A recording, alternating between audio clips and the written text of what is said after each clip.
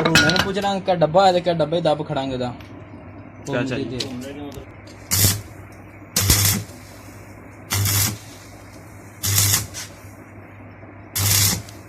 क्योंकि जैसे रोड चढ़ना है तो फांडा लाना है तो पप्पू जी ला नहीं देना हैं।